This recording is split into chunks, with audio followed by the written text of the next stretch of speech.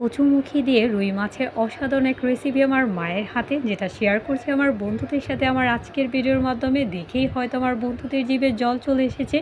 সত্যি খেতেও কিন্তু দুর্দান্ত স্বাদ, আর আল্লাহর অশেষ রহমত যে এতটা সুন্দর যে চোখে না দেখলে হয়তো বিশ্বাস করার মতো না। দেখো আমার কচু গাছ থেকে মাশাআল্লাহ কত সুন্দর কচুমুখী হয়েছে। এই কচু গাছটা আমার অন্য একটা ভিডিওতে বন্ধুদের সাথে শেয়ার করেছিলাম, তখন কচুর লতি হয়েছিল, আর আজকে মাশাআল্লাহ কচুমুখী হয়েছে। যদিও পর্যাপ্ত ছোট, তবে আমার ছোট বারান্দার জন্য এটাই আল্লাহর এক অশেষ নিয়ামত। কারণ শহর এলাকায় তো আমরা তেমন একটা দেখতে পাই না, যেটা গ্রাম এলাকায় সচরাচর সবসময় দেখা যায়। আর যেহেতু বাজার থেকে আজকে কচুমুখী আনা হয়েছে রুই মাছ দিয়ে রান্না করার জন্য, তাই আমার ছোট বারান্দা বাগানে কচুমুখীগুলো তুলে নিলাম, যাতে একসাথে খাওয়া হয়ে যায়। আর এখানে হচ্ছে মা মাছগুলো ভেজে নিচ্ছে।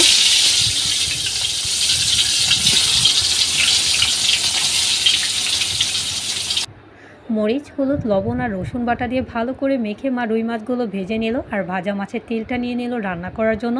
আর সাথে মা অল্প একটু পেঁয়াজ কুচিয়ে দিয়ে দিল, কারণ হচ্ছে মা যে কোনো পাতলা ঝোলে অবশ্যই পেঁয়াজটা একটু কম দিয়ে থাকে, এতে রেসিপিটা খেতে আরও বেশি দারুণ হয়। আর পেঁয়াজটা একটু লাল হয়ে আসলে মা বেশি করে মরিচ হলুদের গুঁড়া দিয়ে দিল, কারণ এরকম কচুমুখী রেসিপিগুলো একটু স্পাইসি না হলে খেতে ভালো লাগে না। সাথে মা অল্প একটু পানি দিয়ে ভালো করে নেড়েচেড়ে মশলাটা কষে নিচ্ছে। সাথে হচ্ছে মা অল্প একটু রসুন বাটা দিয়ে দিচ্ছে, কারণ যে কোনো রান্নাটাতে একটু রসুন বাটা দিলে দারুণ একটা ফ্লেভার আসে, যেটা মা সবসময় প্রতি রান্নাতে দিয়ে থাকে। আর সাথে সামান্য পরিমাণ মতো লবণ দিয়ে আবারও ভালো করে মা কষিয়ে নিল মশলাটা। আর এখন হচ্ছে মা কচুমুখী দিয়ে দিল। তোমরা তোমাদের নিজস্ব বাসায় কচুমুখীকে কী বলো? অনেকেই আছে গাড়ি বলো, তবে আমরা কিন্তু পুরান ঢাকায় অবশ্যই এটাকে কচুমুখী বলে থাকি।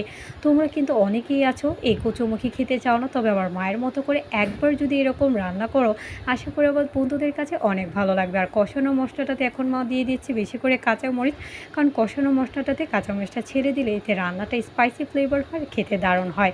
এখন একসাথে ভালো করে মা কষিয়ে সব কিছু বেশি করে হচ্ছে একটু পানি দিয়ে দিচ্ছে, কারণ হচ্ছে মা পাতলা ঝোল রান্না করছি। এই কচুমুখী দিয়ে রুই মাছের এতটা স্বাদের হয় বন্ধুরা, যা বলার বাইরে। তোমরা না খেলে অবশ্যই বুঝতেই পারবে না। কিছুক্ষণের জন্য মা ঢেকে রেখেছিল আর ঢাকনাটা তুলে নিল। দারুণ স্বাদ আসছে বন্ধুরা, আর এতটা সুন্দর ফ্লেভার আসছে যা বলার বাইরে। আর এখন হচ্ছে মা একে একে বেজে রাখা রুই মাছগুলো ছেড়ে দিচ্ছে। তোমরা দেখতেই পাচ্ছ কালারটা কতটা অসাধারণ এসেছে। আর এরকম মাছের রেসিপি মা সবসময় হচ্ছে ধনেপাতা দিয়ে থাকে, এতে ফ্লেভারটা যেন আরও দ্বিগুণ হয়ে যায়। দেখেই কিন্তু জুস লাগছে। আর এটা যত আরও বেশি তেল ছাড়বে আর শুকিয়ে আসবে, এর কালারটা কিন্তু অসাধারণ আসবে, কারণ কচুমুখী রেসিপি বলে কথা। আশা করি বন্ধুদের কাছে রেসিপিটা ভালো লেগেছে আমার মায়ের হাতে।